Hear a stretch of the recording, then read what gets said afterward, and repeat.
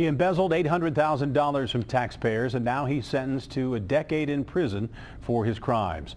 Local 12's Joe Webb takes us to today's sentencing for former Covington Finance Director Bob Dew. Well, Rob, Bob Dew got 10 years for his 12-year manipulation of Covington finances that netted him about $793,000. But he will be eligible for parole in 14 to 15 months. Now, Bob Dew apologized during his sentencing to the citizens of Covington, city staff, elected officials, and his family. The prosecution recommended a 15-year sentence, but Dew's attorney argued for 10. Now, Judge Gregory Bartlett acknowledged that Bob Dew had no prior record. He pointed out that child abuse, rape, and assault call for 10-year sentences and said that Bob Dew didn't physically hurt anyone. The judge said 10 years was enough.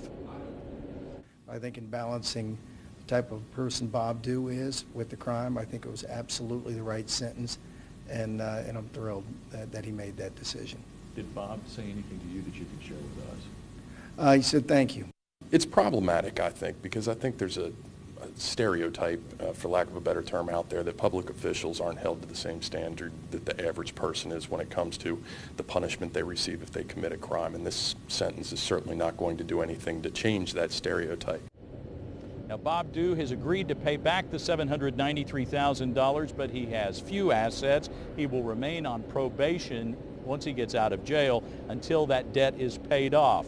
The big question that everybody wants to know is, where did all this money go? Well, in court today, they talked about that, and they said that Bob Dew just lived an elevated lifestyle, but not a lavish lifestyle. The money went for things like paying for his children's private school tuition. No boats, cars, or fancy homes. Rob? And the likelihood of really getting this money back is slim, isn't it, Joe?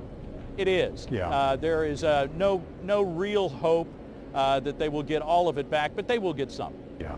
Joe Webb, thanks very much. Bob Dew has been in the Kenton County Detention Center since late September after attempting suicide twice while out on bond.